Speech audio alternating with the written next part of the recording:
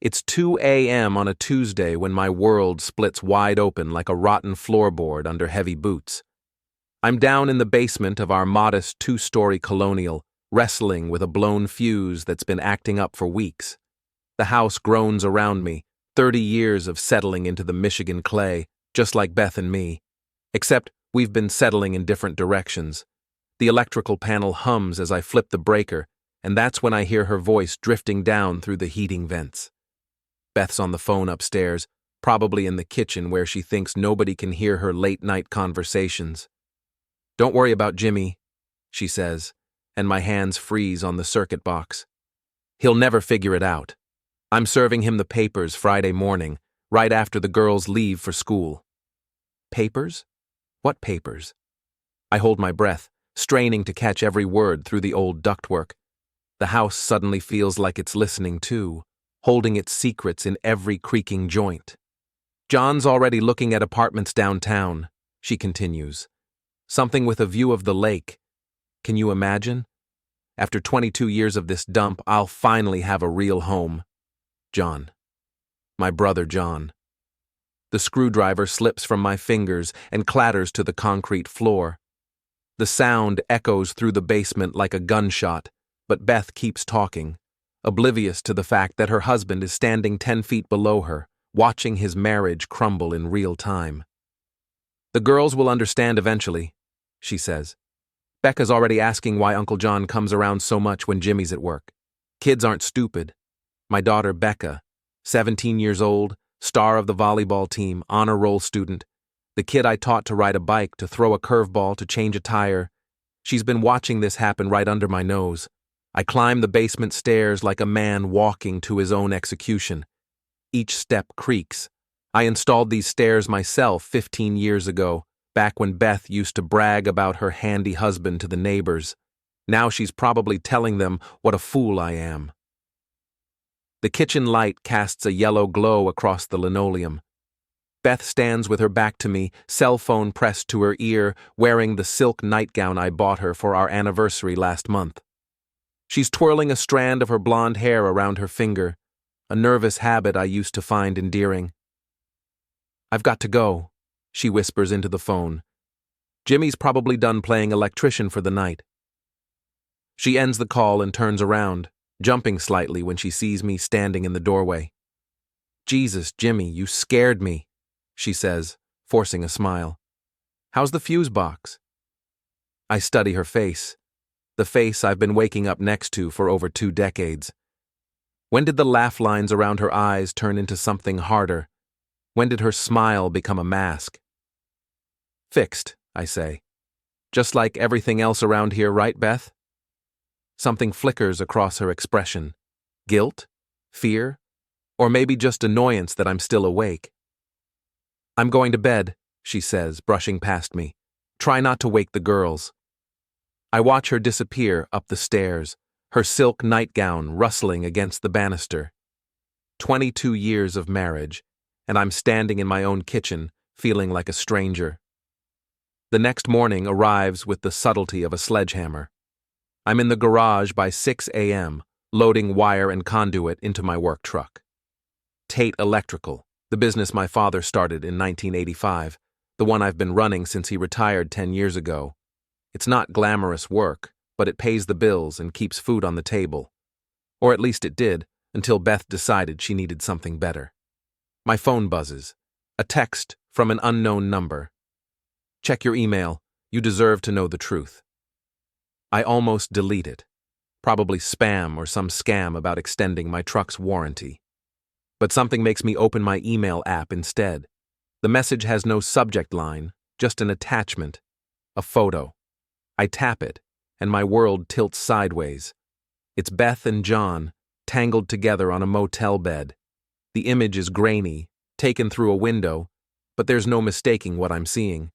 My wife and my brother, looking at each other the way Beth used to look at me. The timestamp shows last Thursday. I was working late that night, installing new lighting at the Henderson place. Beth said she was having dinner with her book club. I stare at the photo until my eyes water, memorizing every detail. The cheap motel curtains, John's wedding ring glinting on his left hand, the ring his wife Lisa bought him 10 years ago. Beth's hair spread across the pillow like spilled gold. Dad? I spin around, nearly dropping the phone. My youngest daughter Bree stands in the garage doorway, backpack slung over her shoulder, ready for school. You okay? She asks. You look like you've seen a ghost. 15 years old, straight A student, wants to be a veterinarian. She has Beth's eyes but my stubborn chin. Right now, those eyes are studying me with the intensity of someone who's learned not to trust the adults in her life. Just tired, kiddo, I manage. Long night fixing that fuse. She nods, but I can see the doubt in her expression. Kids these days are smarter than we give them credit for.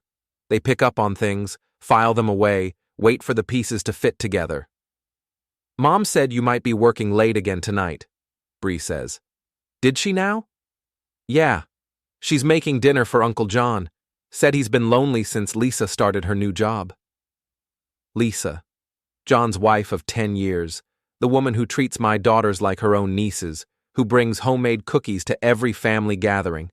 She has no idea her husband is playing house with my wife. That's nice of your mother, I say, tasting ash in my mouth. Bree shrugs and heads toward the school bus. I watch her climb the steps, backpack bouncing, ponytail swinging. In 2 years, she'll be off to college. Probably Michigan State like her sister wants to go. By then, this house will be empty except for the ghosts of what we used to be. The bus pulls away, and I'm alone with my thoughts and that photo burning a hole in my phone's memory. 22 years of marriage, and this is how it ends. With a grainy picture from a stranger and the sound of my wife planning my replacement. I could confront her, march into the house right now and throw the phone in her face, demand explanations, fight for what's left of our marriage. But something stops me. Maybe it's pride. Maybe it's curiosity. Or maybe it's the cold realization that I want to see how far she'll go, how deep this betrayal runs. Instead, I start my truck and drive to work, the photo tucked away like a loaded weapon I'm not ready to fire. Yet. Before we dive deeper into this story, I have one small request. Please subscribe, drop a like, comment, and hit that hype button to boost this channel so more people can discover these incredible Reddit stories. The day drags by in a haze of electrical outlets and junction boxes. I'm rewiring a kitchen for the Pattersons, a young couple who still hold hands when they think nobody's looking. They remind me of Beth and me 15 years ago, back when we were planning this same kind of renovation for our own house. You're quiet today, Jimmy, Mrs. Patterson says, offering me a cup of coffee. Everything all right? Just focused on the job, I lie. But I'm not focused. I'm thinking about that photo, about Beth's late-night phone call, about the way my brother has been showing up at family dinners with increasing frequency. How long has this been going on? Months? Years? My phone buzzes. A text from Beth. Working late tonight. Leftovers in the fridge. I stare at the message, then type back. Thanks. See you tomorrow. Tomorrow. Like we're roommates instead of husband and wife. Like 22 years of marriage can be reduced to polite text messages about leftovers. I finish the Patterson job by 4 p.m. and drive home through our neighborhood. Tree-lined streets with modest houses, the kind of place where people know their neighbors and kids still ride bikes until the streetlights come on. It used to feel like sanctuary. Now it feels like a stage set for a play I never auditioned for. Beth's car is in the driveway, but so is John's pickup truck. A shiny black Ford F-150 with custom rims and a lift kit, the kind of truck a man buys when he's trying to prove something. I park on the street and sit for a moment, watching my own house like a detective on a stakeout. Through the kitchen window, I can see them moving around together. Beth hands John a beer. He says something that makes her laugh, really laugh, the way she used to laugh at my jokes. They look comfortable together, familiar, like they've been practicing this domestic routine for a while. I think about the anonymous email, about whoever took that photo and decided I deserved to know the truth. A neighbor? A friend? Someone at the motel with a conscience and a camera phone? The front door opens, and Becca comes out, heading toward her car. She sees me sitting in my truck and walks over, confusion written across her face. "Dad? Why are you just sitting out here?" "Enjoying the evening air," I say, rolling down the window. She glances back at the house, then at me. "Mom and Uncle John are cooking dinner. She said you were working late." Change of plans. Becca nods slowly. She's 17, old enough to sense the undercurrents, but young enough to hope they don't mean what she thinks they mean. "Dad," she says quietly, "is everything okay? With you and Mom, I mean?" The question hits me like a punch to the chest. My daughter shouldn't have to ask that question.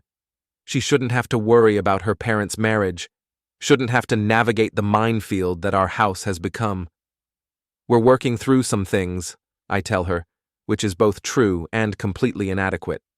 She studies my face for a long moment, then nods. "Okay. Well, I'm going to Sarah's house to work on our history project. I'll be back by 10. Drive safe, kiddo." I watch her pull out of the driveway, then sit in my truck for another 10 minutes, working up the courage to walk into my own house. Finally, I grab my tool bag and head for the front door. The smell of pot roast fills the hallway, Beth's specialty, the one she usually saves for special occasions. I can hear voices from the kitchen, low and intimate. "Jimmy?" Beth calls out. "I thought you were working late." "Finished early," I say, appearing in the kitchen doorway. John looks up from where he's sitting at my kitchen table, beer in hand, tie loosened like he's the man of the house. My brother, 2 years older, better looking, more charming. The one who got the football scholarship while I learned to work with my hands. The one who married his college sweetheart while I was still trying to figure out how to talk to girls. "Hey, little brother," he says, raising his beer in a mock toast. "Beth was just telling me about your electrical adventures last night." "Were you now?" I look at Beth, who's stirring something on the stove with more concentration than any pot roast requires. "Just making conversation," she says without looking at me. The three of us stand there in a triangle of tension, 22 years of marriage and 38 years of brotherhood reduced to this awkward moment in a kitchen that suddenly feels too small. "Well," John says, draining his beer, "I should probably head home. Lisa's working the night shift, but I promised I'd walk the dog." Lisa, his wife. The woman who has no idea her husband is sitting in another woman's kitchen, drinking beer and making himself at home. "Thanks for dinner, Beth," John says, standing up. He leans over and kisses her cheek, a quick, casual gesture that might look innocent to anyone who doesn't know what I know. But I know. And as I watch my brother kiss my wife goodbye in my own kitchen, I feel something cold and hard settling in my chest like a stone dropping to the bottom of a well. "See you around, Jimmy," John says, clapping me on the shoulder as he passes. I listen to his truck start up and pull out of the driveway. Beth continues stirring the pot roast, humming softly to herself like nothing happened. "Smells good," I say. "It'll be ready in 20 minutes, she replies. "Bree's already eaten. She's upstairs doing homework." We move around each other in the kitchen like dancers who've forgotten the steps. Beth sets the table while I wash my hands at the sink. Normal, domestic activities that feel anything but normal. Over dinner, we make small talk about the weather, about Becca's college applications, about the new shopping center they're building on the other side of town.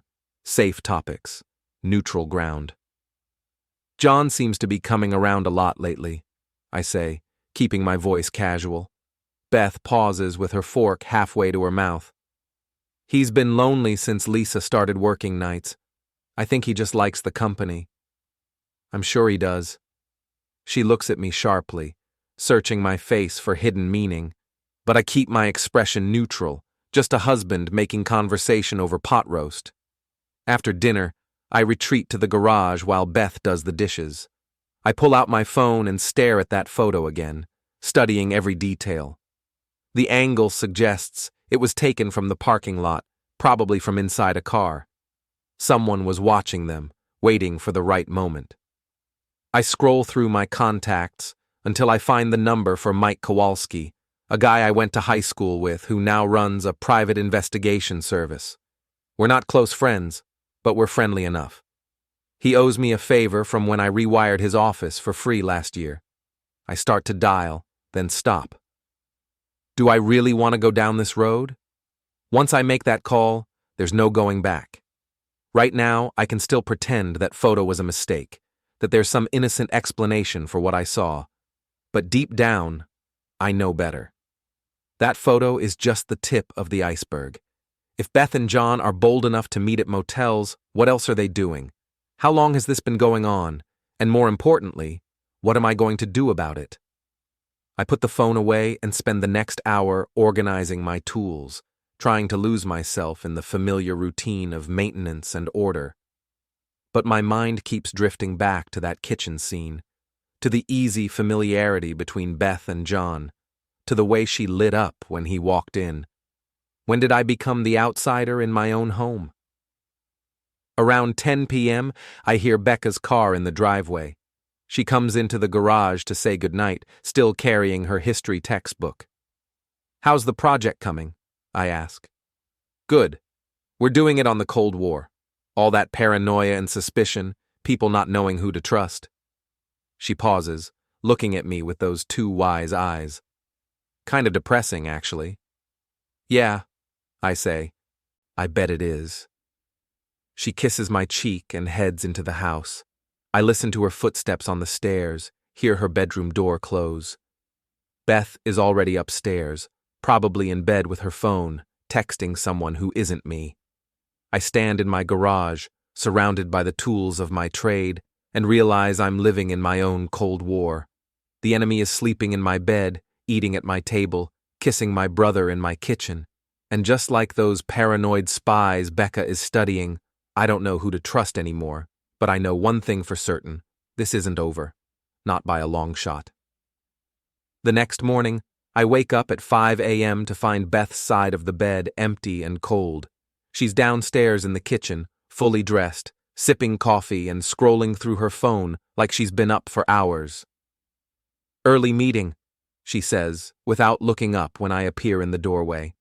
The Morrison listing is finally moving, and the buyers want to do a walkthrough before work.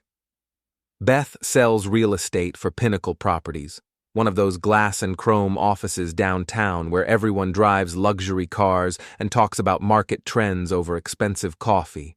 She's good at it, has been for the past 5 years, ever since she decided being a stay-at-home mom wasn't fulfilling enough.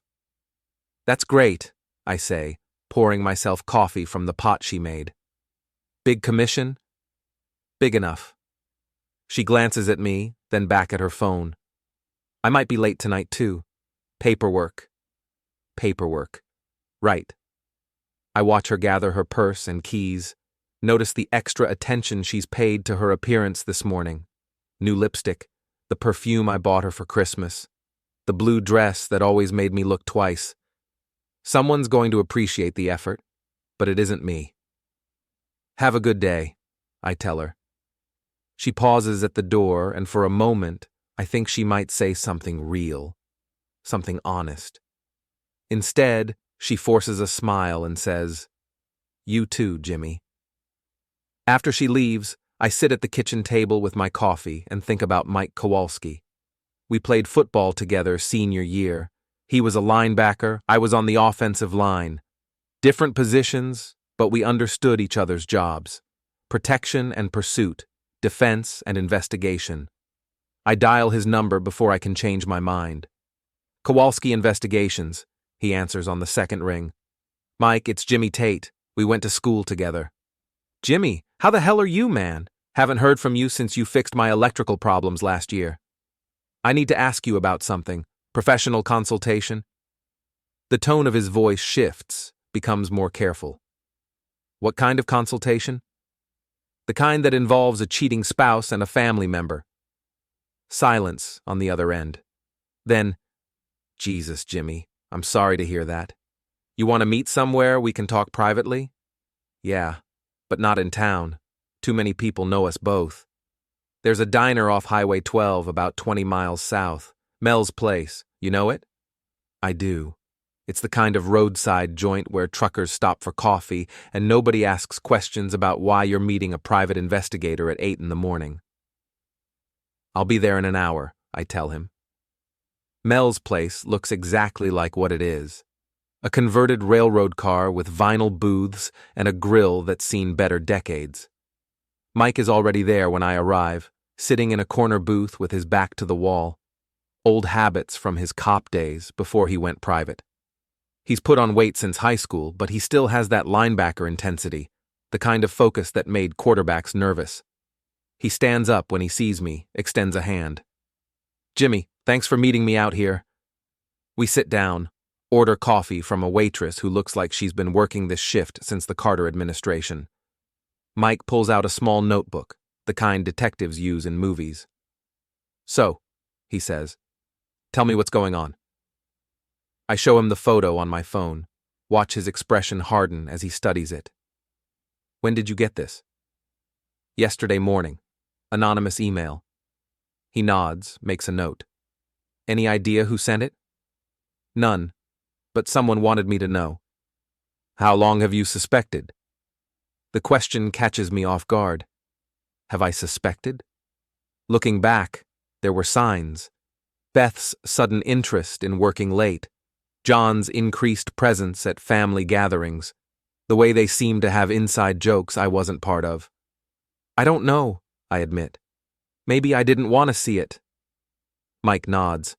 He's probably heard this story 100 times, the spouse who ignores the obvious until it's shoved in their face.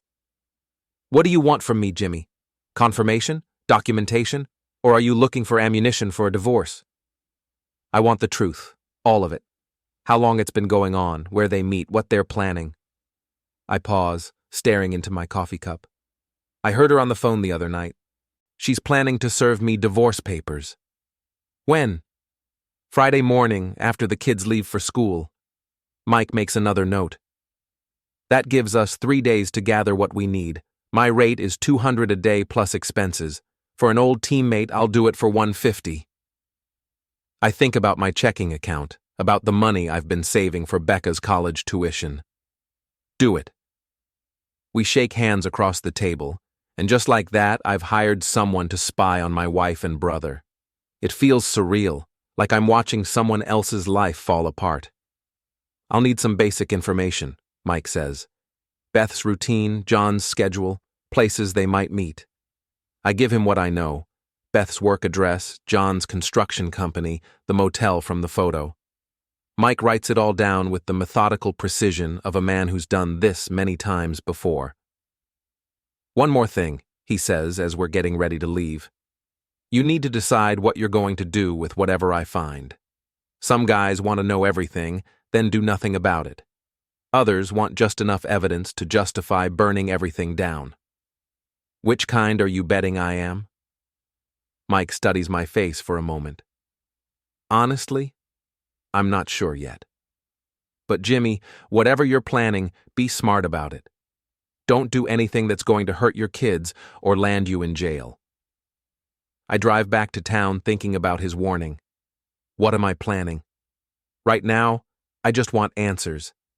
But there's something else growing inside me, something cold and patient. Beth wants to serve me papers on Friday? Fine. But she's not the only one who can plan a surprise. I spend the day working on a commercial job downtown, running conduit through the ceiling of a new restaurant. It's mindless work that leaves my thoughts free to wander, and they keep circling back to that photo, to Beth's late-night phone call, to the way John looked so comfortable in my kitchen. Around noon, my phone buzzes.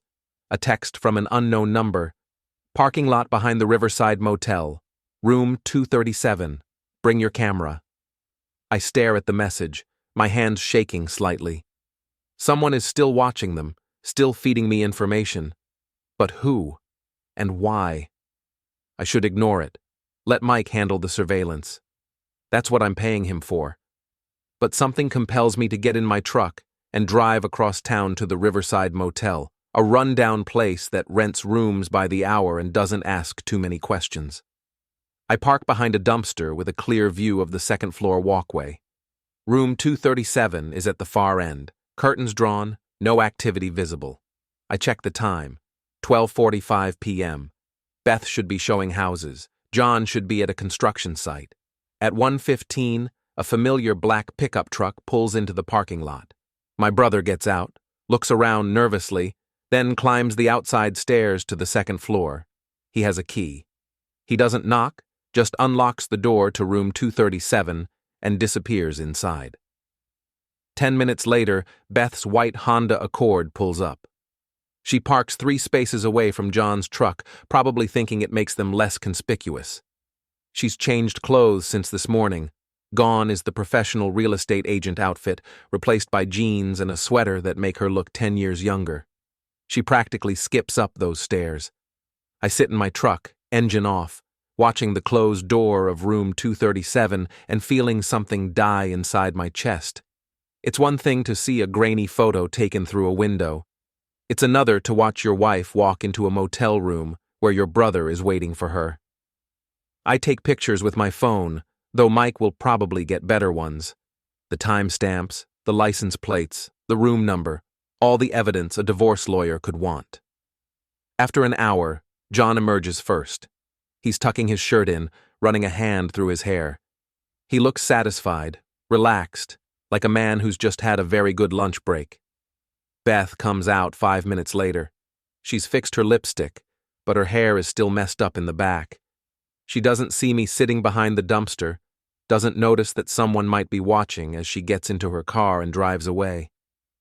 I follow her from a distance, watch her pull into the parking lot of Pinnacle Properties. She sits in her car for a few minutes, checking her appearance in the rearview mirror, transforming herself back into the professional real estate agent. Then she walks into the office like she's been there all day. That evening, Beth comes home at her usual time, carrying takeout from the Chinese place we used to go to for anniversaries. She's cheerful, almost giddy, humming while she sets the table. "How was your day?" she asks when I come in from the garage. "Productive," I say. "How about yours? Get that paperwork finished?" "Most of it. You know how it is with these big sales. So many details to nail down." I watch her serve the sweet and sour chicken, notice the way she avoids eye contact. She's a good liar, but not great. There are tells, the slight flush in her cheeks, the way she keeps touching her hair. "Where's Bree?" I ask. "Study group at the library. She'll be home by 9.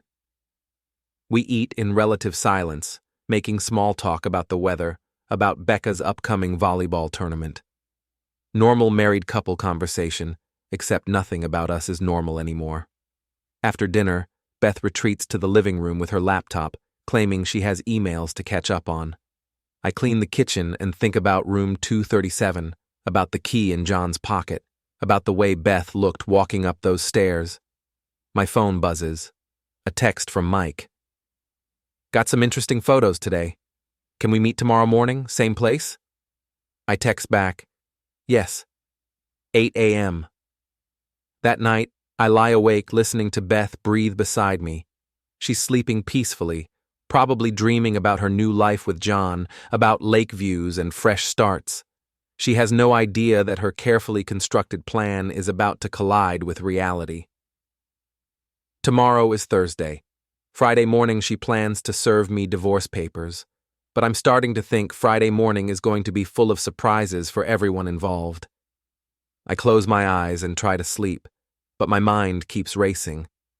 22 years of marriage, and it's come to this: surveillance photos and motel rooms and lies told over Chinese takeout. Beth wanted to keep her secret a little longer, wanted to control the narrative, wanted to be the one holding all the cards when she finally made her move. Too bad for her. I've never been good at playing by other people's rules. Mike's evidence is even worse than I imagined.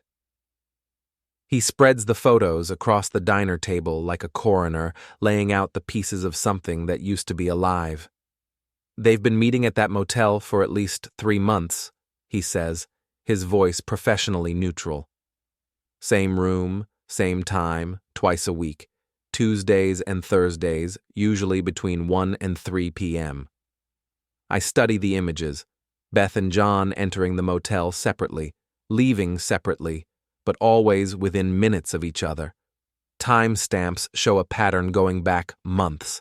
This isn't some recent fling or moment of weakness. This is a relationship. There's more, Mike continues. He slides another photo across the table. They had dinner at Romano's last Friday night, held hands across the table, kissed in the parking lot. They're not trying very hard to hide it anymore. Romano's. The Italian place downtown where Beth and I had our first date 23 years ago, where I proposed to her on her birthday.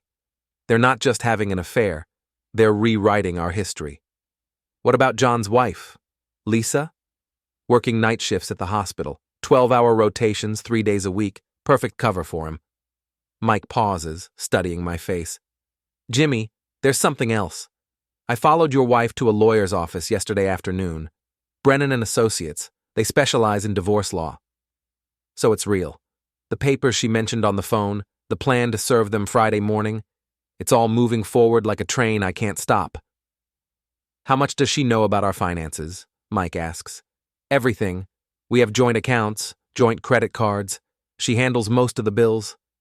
The realization hits me like a slap. She's been planning this for months, hasn't she? Getting her ducks in a row while I've been oblivious. Looks that way. The question is, what are you going to do about it? I stare at the photos spread across the table. Evidence of betrayal, ammunition for a war I never wanted to fight. But now that it's here, I'm discovering something about myself. I'm not the kind of man who rolls over and plays victim.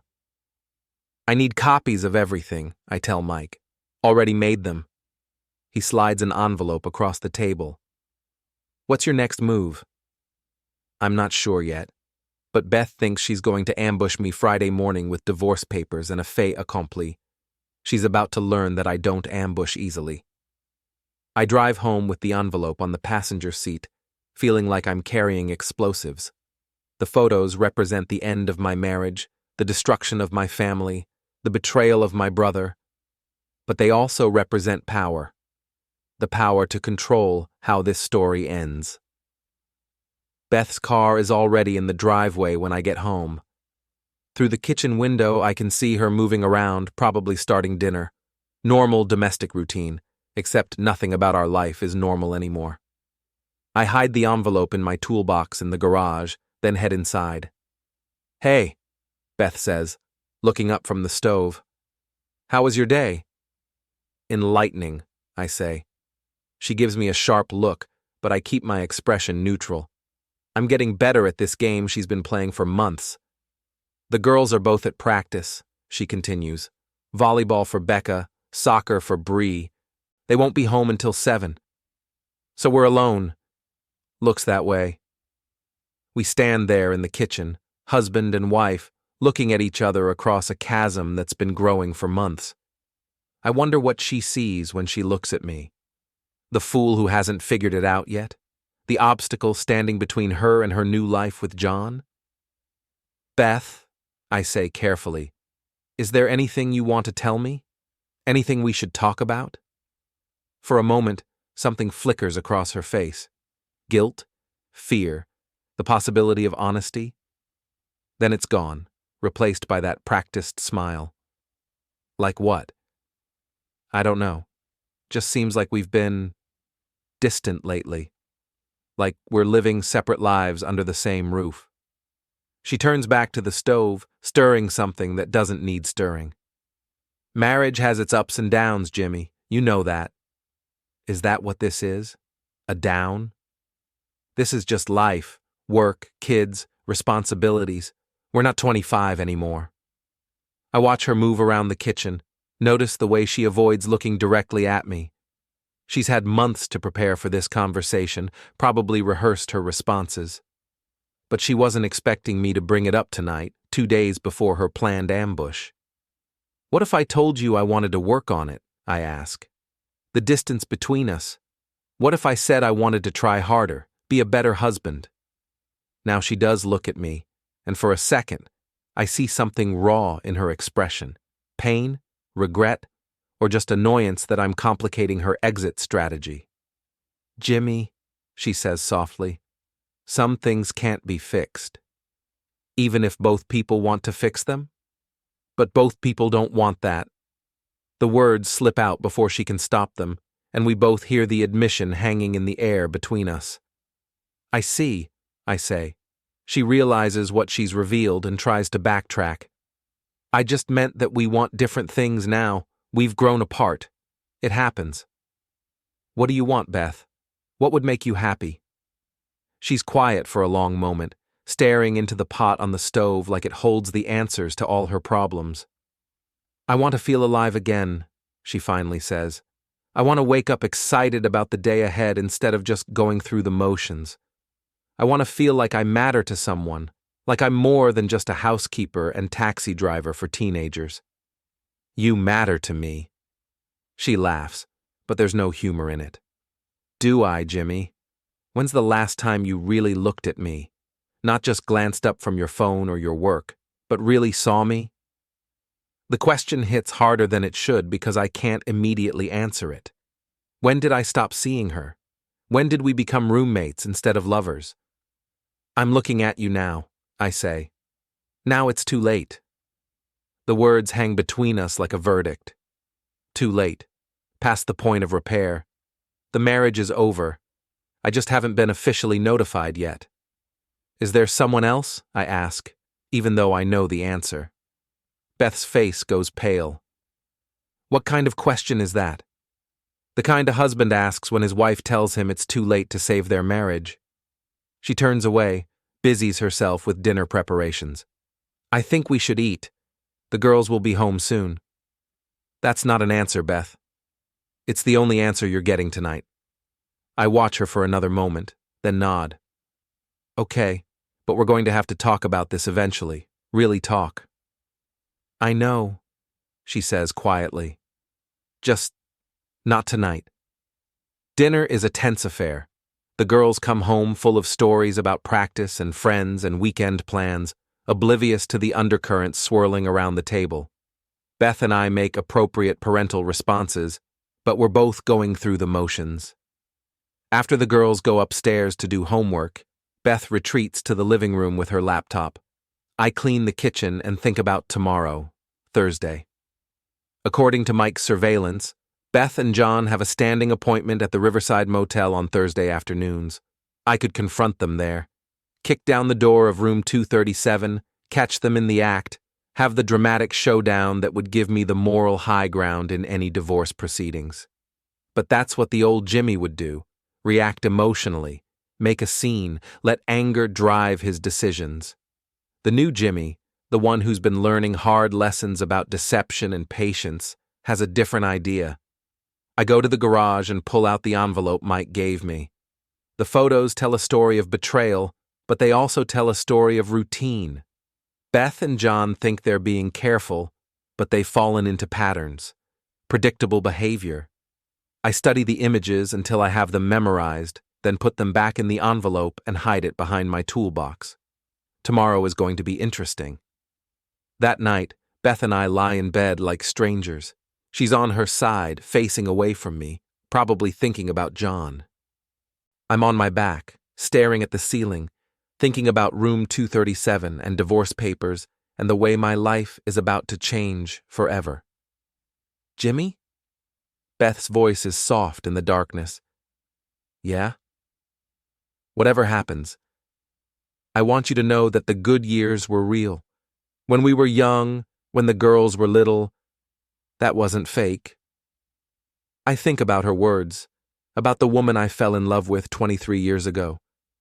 She's still there somewhere, buried under layers of disappointment and middle-aged restlessness. But she's made her choice. I know, I tell her, but the bad years are real too. She doesn't respond, and eventually I hear her breathing even out as she falls asleep.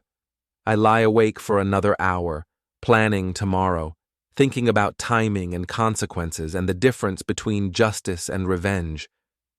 By the time I finally drift off, I've made my decision. Beth wants to control the narrative, wants to be the one who decides when and how our marriage ends. She's been planning her exit strategy for months, carefully positioning herself as the victim of a loveless marriage who deserves a fresh start. But every story has two sides, and tomorrow I'm going to start telling mine. Thursday morning arrives gray and cold, the kind of October day that promises winter is coming whether you're ready or not. I'm up before dawn, sitting in the kitchen with coffee and the weight of what I'm about to do. Beth comes downstairs at 7, already dressed for work in a navy suit that makes her look professional and untouchable. She's been putting extra effort into her appearance lately, new clothes, expensive makeup, the kind of attention to detail that suggests she's dressing for someone specific. "Big day today?" I ask, keeping my voice casual. Just the usual. Showings, paperwork, client meetings. She doesn't meet my eyes as she pours coffee. "I might be late again tonight. You know how it is." I do now. Something in my tone makes her look up sharply, but I'm already heading for the garage. Let her wonder what I meant. Let her spend the day trying to figure out if I know something or if I'm just being moody. I have work scheduled at the Patterson house, finishing touches on that kitchen rewiring. But first, I make a stop at Radio Shack for some equipment I'm going to need. A small digital recorder, the kind investigators use. Insurance, in case things go sideways this afternoon. Mrs. Patterson offers me coffee when I arrive, and we chat about the weather while I install the final outlets. She's excited about her new kitchen, talks about the dinner parties she and her husband are planning to host. Young love, full of optimism and shared dreams. "You're lucky," I tell her as I pack up my tools. "Not everyone gets to build something together that lasts." "Oh, we're planning to be here forever," she says, with the confidence of someone who hasn't learned yet how quickly forever can end. I finish the job by noon and drive across town to take up position in the parking lot behind the Riverside Motel. I park behind the same dumpster as before, with a clear view of the second-floor walkway and room 237. At 12:45, John's black pickup arrives right on schedule. He's nothing if not punctual when it comes to betraying his family. He gets out, looks around nervously, then climbs the stairs with that same key he's been using for months. At 1:10, Beth's Honda pulls into the lot. She parks in her usual spot, checks her appearance in the rearview mirror, then practically bounces up those stairs like she's going to meet a lover instead of destroying 2 marriages. I wait 5 minutes, then get out of my truck. The motel office is exactly what you'd expect. Dingy carpet, flickering fluorescent lights, and a clerk who looks like he's seen everything and forgotten most of it. He glances up from his magazine when I walk in. "Help you?" "I need to report a disturbance in room 237, I say, pulling out my wallet. "Loud noises, possible domestic situation." The clerk looks skeptical. "Haven't heard anything." "It's been going on for a while. I'm worried someone might be in trouble." I slide a $50 bill across the counter. "Maybe you could check on them? Make sure everyone's okay?" The money disappears into his shirt pocket. "Yeah, I suppose I could do a welfare check. Give me 5 minutes." I walk back to my truck and wait. At 1:20, the clerk climbs the stairs and knocks on the door of room 237. I can't hear what he says, but I can imagine the panic inside that room as Beth and John scramble to get dressed and figure out what's happening. The clerk comes back down, gives me a thumbs up, and disappears into the office. Mission accomplished. At 1:35, John emerges from the room, looking flustered and angry. He's tucking in his shirt, scanning the parking lot like he's looking for threats.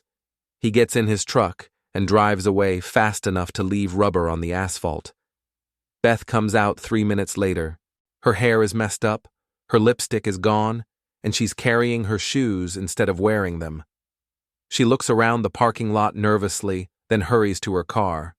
But instead of leaving, she sits there for several minutes, probably trying to figure out what just happened. Who knocked on the door? Was it random, or does someone know about their arrangement? I start my truck and drive to the exit, timing it so I'm pulling out just as Beth is getting herself together. She doesn't see me, but I get a good look at her face through the windshield. She's scared. Good. It's about time. I spend the afternoon working on paperwork in my home office, waiting for Beth to come home.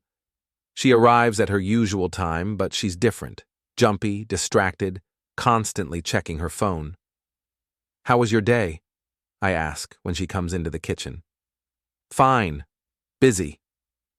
She's opening and closing cabinets randomly, like she's looking for something but can't remember what. "Everything okay? You seem a little on edge." She stops moving and looks at me. "Just tired. Long day of showings." I'm sure it was exhausting. We stare at each other across the kitchen island. She's trying to figure out if my words have hidden meaning, if I know something I shouldn't know. The paranoia is setting in, exactly as I hoped. "Jimmy," she says carefully, "have you noticed anything unusual lately? Anyone asking questions about us or watching the house?" "What kind of questions?" "I don't know, just anything strange." I pretend to think about it. Can't say that I have. "Why? Is someone bothering you?" "No, it's nothing. Just a weird feeling I had today." "What kind of weird feeling?" She shakes her head. "Forget it, I'm probably just being paranoid." Paranoia. The word hangs between us like a diagnosis. She's starting to understand that her carefully controlled situation might not be as secure as she thought. That evening, Beth is distracted and jumpy. She keeps checking her phone, looking out the windows, starting conversations, and then trailing off mid-sentence. The girls notice. "Mom, are you okay?" Becca asks during dinner. "You seem really stressed." "I'm fine, honey. Just work stuff." "Is someone giving you trouble at the office?" Bree chimes in. "Because Dad could probably scare them off. He's tougher than he looks." Beth glances at me, and I smile innocently. "I'd be happy to help if someone's bothering your mother." "It's nothing like that," Beth says quickly. "Just normal work pressure." But it's not normal, and we all know it. Beth is rattled in a way I haven't seen in years. The confident, controlling woman who's been orchestrating her exit strategy for months is starting to crack under the pressure of uncertainty. After dinner, she retreats to the living room with her laptop, but she's not working. She's staring out the window, checking her phone every few minutes, jumping at every small noise. The house feels like it's holding its breath. Around 9 p.m., her phone rings. She answers quickly, keeping her voice low. "Hello? Oh, hi. No, I can't talk right now." "What do you mean? What happened?" "I don't know. Someone knocked on the door." "No, I don't think anyone saw us leave." She glances toward the kitchen, realizes I might be listening, and takes the phone upstairs. But I've heard enough. John is as spooked as she is, probably wondering if their secret is still safe. I give them something new to worry about. I wait until Beth is in the shower. Then I call John's cell phone from the landline in my office. When he answers, I disguise my voice slightly. Not enough to be obvious, just enough to create doubt. "Stop calling her at home," I say, then hang up. 10 seconds later, John is calling Beth back. I can hear her phone ringing upstairs, hear her get out of the shower to answer it. "Hello? What? What do you mean stop calling you at home?" "I didn't—" "John, slow down. Someone called you and said what?" I smile to myself as I listen to the confusion and panic in her voice. They're starting to turn on each other, starting to wonder who they can trust. Paranoia is a powerful weapon when used correctly. That night, Beth tosses and turns beside me, unable to sleep. Every time she starts to drift off, I make a small noise, shift position, clear my throat, rustle the sheets. Nothing obvious, just enough to keep her on edge. Around 2 a.m., she gets up and goes downstairs. I follow quietly, staying in the shadows at the top of the stairs. She's in the kitchen, looking out the window at the backyard, holding a baseball bat from the hall closet. She's scared. really scared. The woman who thought she had everything under control is now jumping at shadows and arming herself with sporting goods. I go back to bed and sleep better than I have in weeks. Friday morning arrives with the weight of a reckoning. Beth is up early, moving around the house with nervous energy. She's dressed professionally again, but there's something different about her demeanor. The confidence is gone, replaced by the jittery alertness of someone who knows they're being hunted but doesn't know by whom. The girls leave for school at 7:30, their usual routine of backpacks and car keys and shouted goodbyes. Beth watches them go with an expression I can't quite read. Relief? Regret? Fear? After they're gone, the house falls silent except for the ticking of the grandfather clock in the hallway. Beth and I stand in the kitchen, husband and wife, about to have the conversation that will end our marriage. "Jimmy," she says, her voice carefully controlled, "we need to talk." I figured we might. She reaches into her purse and pulls out a manila envelope. The divorce papers, right on schedule. But her hands are shaking slightly as she sets it on the kitchen counter. "I've been thinking about what we discussed the other night," she continues. "About how we've grown apart. About wanting different things. And I think we need to make it official. I think we need to get divorced."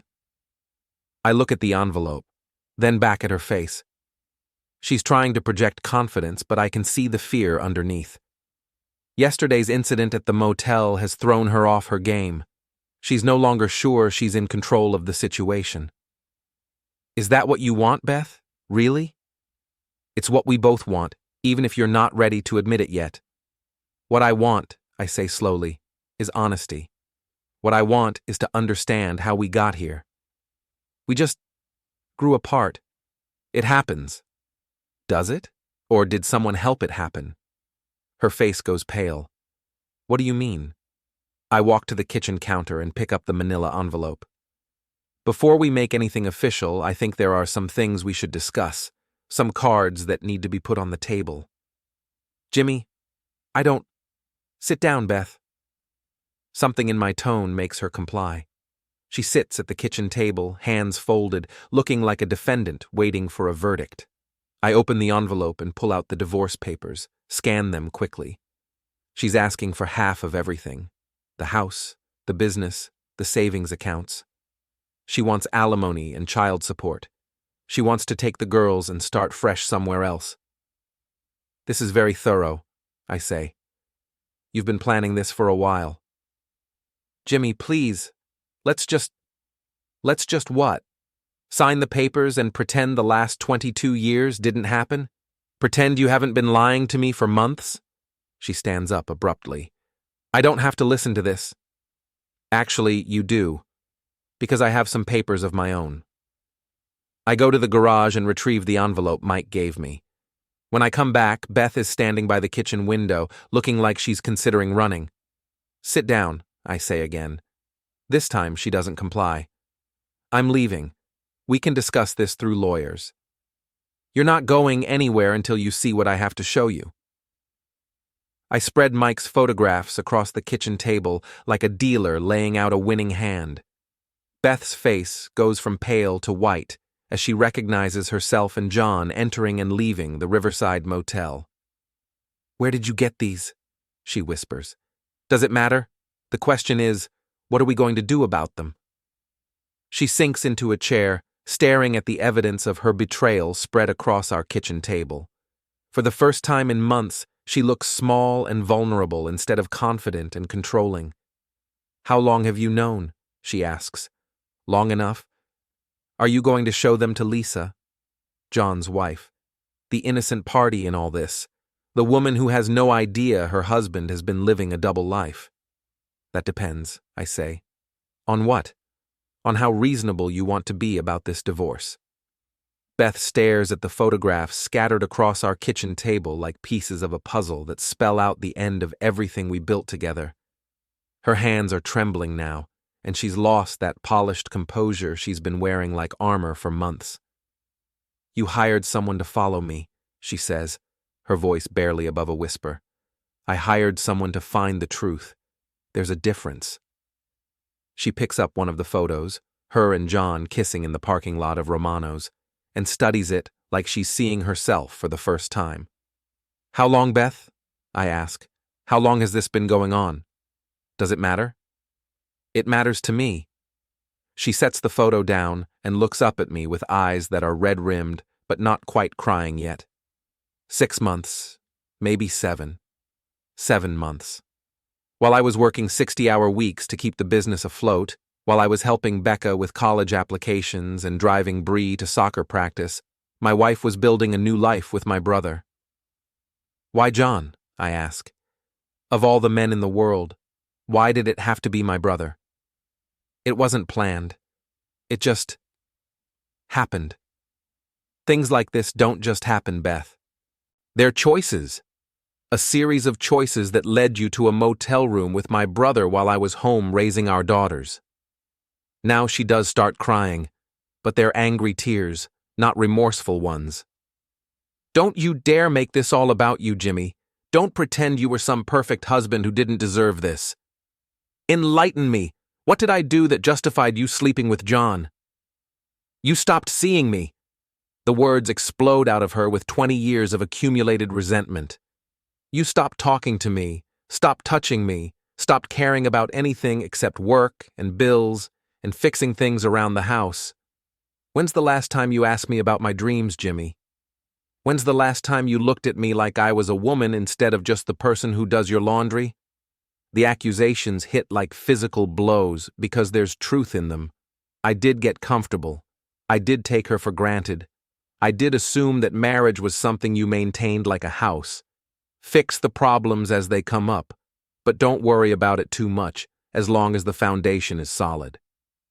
So you decided to fix the problem by having an affair with my brother. I decided to fix the problem by finding someone who made me feel alive again. And that someone happened to be married to a woman who considers you her best friend. Beth flinches. Lisa has been part of our extended family for 10 years, coming to every birthday party and holiday gathering, treating our daughters like her own nieces. She doesn't deserve this betrayal any more than I do. Lisa doesn't have to know, Beth says quietly. Doesn't she? Don't you think she deserves to know what kind of man she's married to? John is going to leave her anyway. We're going to be together. The certainty in her voice is almost touching. After 7 months of sneaking around motel rooms, she still believes this is going somewhere permanent. Is that what he told you? That he's going to leave Lisa for you? We've talked about it. We have plans. I almost feel sorry for her. Almost. Beth, John isn't going to leave Lisa. He's not going to divorce her and marry you and live happily ever after. You're his midlife crisis, not his future. You don't know what you're talking about, don't I? John's been married to Lisa for 10 years. She's put him through 2 career changes, supported him when his construction business was failing, stuck by him when his father had cancer.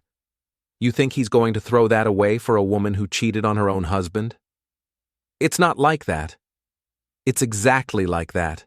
And deep down, you know it. She's quiet for a long moment, staring at the photographs. I can see the doubt creeping in, the realization that maybe her exit strategy isn't as solid as she thought. What do you want, Jimmy? I want you to understand that you don't get to control this situation anymore. You don't get to serve me papers and dictate terms and walk away with half of everything I've worked for while you start a new life with my brother. So, what are you proposing? I sit down across from her, push the divorce papers to one side, and spread out a different set of documents, ones I had my lawyer draw up yesterday afternoon. Counter-proposal, I say. You can have your divorce, but it's going to be on my terms. You get 30% of the marital assets, not 50%. No alimony. The girls stay with me during the school year. You get them summers and holidays. And you don't get to take them out of state. That's ridiculous. No judge would what? Side with the cheating wife over the faithful husband?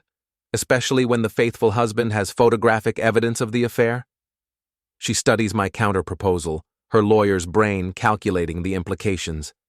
You're trying to punish me. I'm trying to protect my daughters from the consequences of your choices. Becca's a senior in high school. Bree's got 2 more years. They don't need their lives turned upside down because their mother decided to have a midlife crisis. And if I don't agree to your terms? I gather up Mike's photographs and tap them into a neat stack. Then these photos get shared with a lot of people. Lisa, for starters, your boss at Pinnacle Properties, the girl's friends' parents, the whole neighborhood Facebook group that loves to gossip about other people's business. You wouldn't. Try me. We stare at each other across the kitchen table, and I see the moment she realizes I'm not the same man she's been lying to for 7 months. The old Jimmy would have yelled and thrown things and made threats he couldn't follow through on. The new Jimmy is calm and prepared and holding all the cards. I need time to think, she says. You have until Monday. Sign my papers or I start sharing photos. She stands up, gathers the divorce papers she brought, and heads for the door. I'm staying at Vanessa's for the weekend. Vanessa. Her best friend, the one who's probably been enabling this affair from the beginning, providing alibis and moral support. What do I tell the girls? Tell them whatever you want. You're good at lying. After she leaves, I sit alone in the kitchen, surrounded by the debris of my marriage. 22 years reduced to legal documents and surveillance photos. But for the first time in months, I feel like I'm in control of my own life. My phone buzzes. A text from John. We need to talk. I text back, yes we do. Your place or mine? Mine. Lisa's at work. Of course she is. Working night shifts at the hospital while her husband destroys their marriage. I drive to John's house, a modest ranch in a neighborhood that's trying hard to be upscale, but not quite making it. His black pickup is in the driveway, freshly washed and detailed, probably trying to impress his new girlfriend. John opens the door before I can knock. He looks haggard, like he hasn't slept in days. Good. Come in, he says. His living room is a monument to masculine insecurity. Leather furniture, big screen TV, sports memorabilia everywhere. The kind of space a man creates when he's trying to prove something to himself. Beer? He offers. This isn't a social call. He nods, sits down on the edge of his recliner like he's ready to run. Beth told me about the photos. Did she? What else did she tell you? That you're trying to blackmail her into a bad divorce settlement. Is that what she called it? Blackmail? John runs a hand through his hair, a nervous gesture I remember from when we were kids, and he'd been caught doing something he shouldn't have. Look, Jimmy, I know how this looks. Do you? Because it looks like my brother has been screwing my wife for 7 months while I was working my ass off to support my family. It's not that simple. Enlighten me. Make it complicated. John stands up, starts pacing around the room like a caged animal. Beth was unhappy, Jimmy. She has been for years. She felt ignored, taken for granted. She needed someone to talk to, someone who understood. So, you decided to be her therapist. How noble. It wasn't supposed to happen. We were just friends at first. She'd call when she was upset. We'd meet for coffee, talk about life. It was innocent. When did it stop being innocent? He stops pacing, looks out the window at his perfectly manicured lawn. Her birthday. You forgot her birthday. I remember. I was working a big commercial job that ran late, came home exhausted to find Beth sitting alone at the kitchen table with a store-bought cake. I apologized, promised to make it up to her, but the damage was done. So you took her out for a birthday drink, I say. One drink turned into dinner. Dinner turned into more. Is that what we're calling it? Jimmy, I never meant for this to happen, but Beth needed someone who saw her, who appreciated her. You were so focused on work, on the business, on everything except your wife. So this is my fault. It's nobody's fault. It's just what happened. I study my brother's face, looking for remorse, for guilt, for some sign that he understands the magnitude of what he's done. All I see is self-justification and the desperate need to be the hero of his own story. "Are you going to leave Lisa?" I ask. The question catches him off guard. "What?" "Lisa, your wife, the woman you promised to love and honor and forsake all others for. Are you going to leave her for Beth?" We haven't decided anything yet." "That's not what Beth thinks. She seems to believe you two are planning a future together." John sits back down, suddenly looking older than his 45 years. "It's complicated." "No, it's not. Either you're going to leave your wife for my wife, or you're not. Which is it? Lisa and we have history. 10 years of marriage. She doesn't deserve this. But I did? That's different." "How is it different?" "You and Beth were already having problems. Lisa and we're solid." The logic is breathtaking in its selfishness. It's okay to destroy my marriage because it was already damaged, but not okay to destroy his marriage because it's worth preserving. "So what's the plan, John? Keep sneaking around motel rooms forever? String Beth along while you stay married to Lisa?" "I don't know. I need time to figure things out." "Well, here's the thing about time. You just ran out of it." I pull out one of Mike's photographs and toss it on his coffee table. John and Beth entering the Riverside Motel, timestamp clearly visible. "Monday morning, if Beth doesn't sign my divorce papers, these photos go public. Lisa gets copies. So does her boss at the hospital. So does everyone else who might be interested in knowing what kind of man you really are." John picks up the photo, stares at it like he's seeing his own obituary. "You can't do this. Watch me. Lisa will leave me. She should.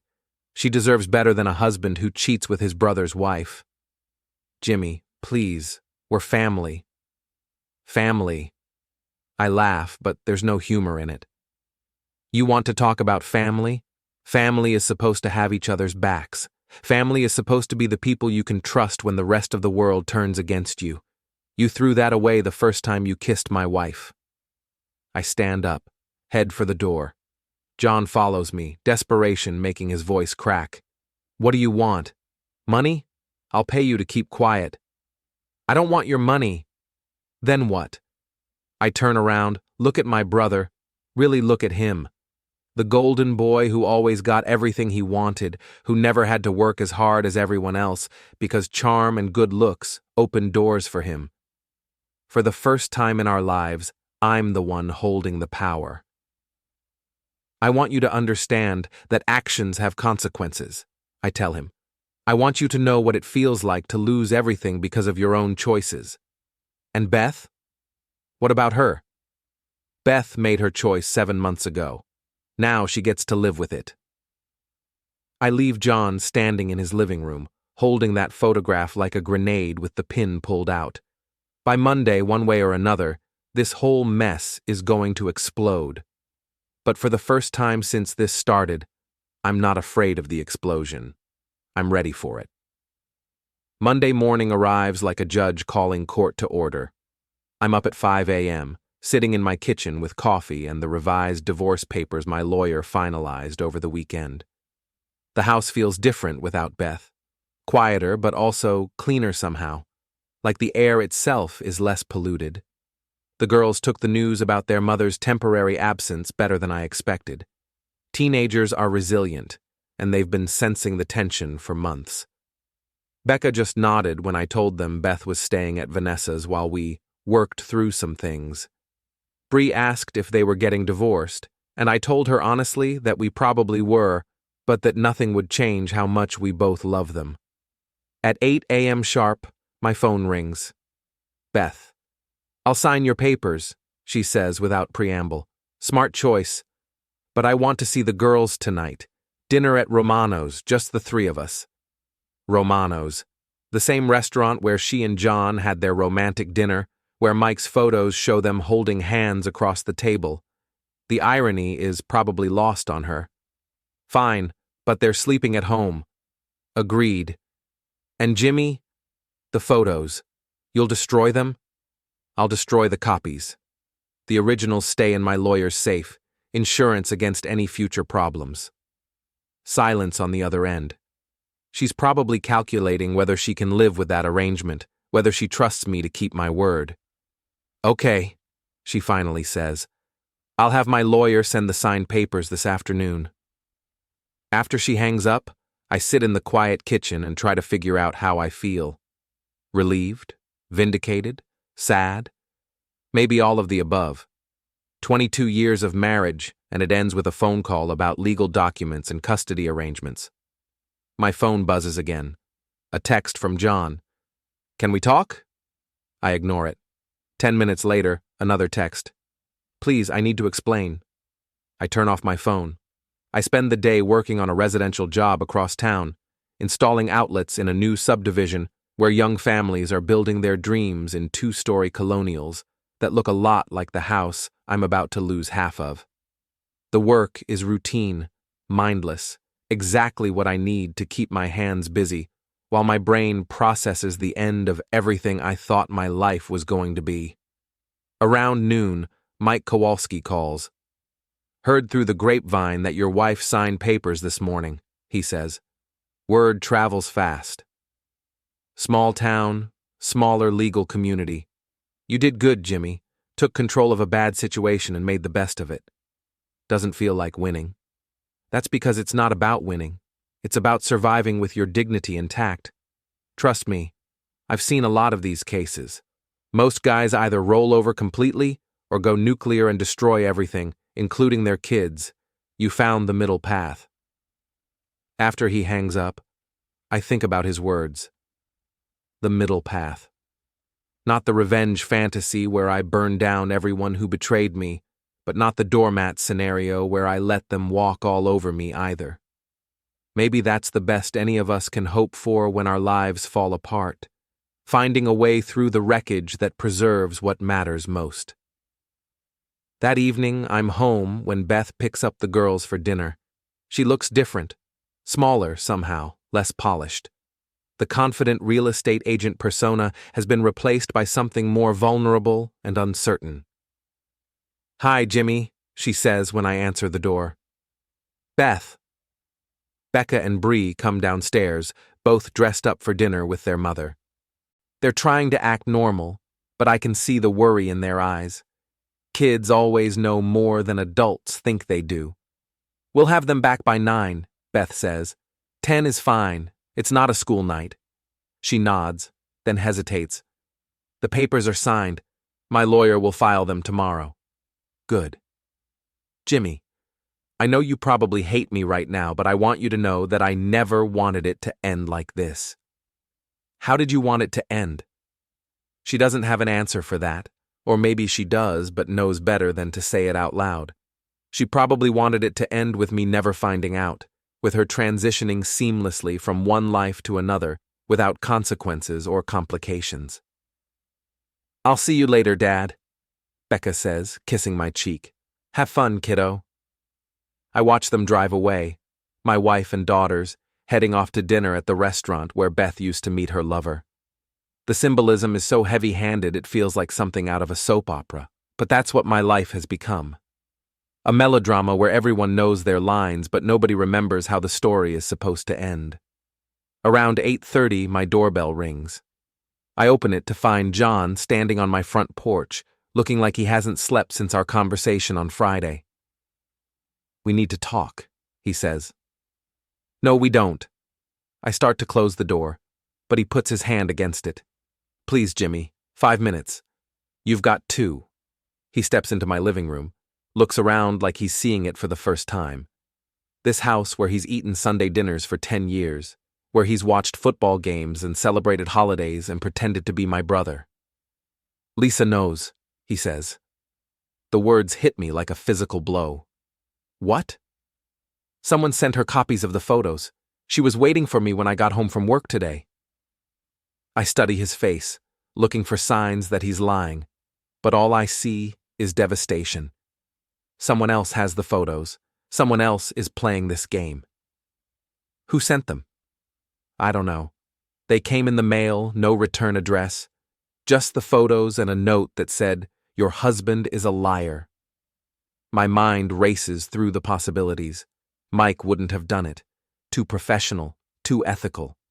Beth wouldn't destroy her own escape plan, so who else knew? What did Lisa say? John's face crumples. She's filing for divorce. She's taking the house, the savings, everything. She said I'm lucky she's not posting the photos on Facebook for all her friends to see. Maybe you are lucky. Jimmy, please. I know I screwed up. I know I betrayed you and Lisa and everyone who trusted me. But I need your help. My help? You want my help? Lisa thinks there are more photos, more evidence. She's hired a private investigator to dig into everything. Bank records, credit card statements, phone logs. She's going to destroy me. Good for her. She's going to take everything. The house, the business, my truck. I'll have nothing left. I look at my brother. Really look at him. The golden boy who always landed on his feet, who never had to face real consequences for his actions. For the first time in his life, he's learning what it feels like to lose everything. You should have thought about that before you started sleeping with my wife. I know, you're right.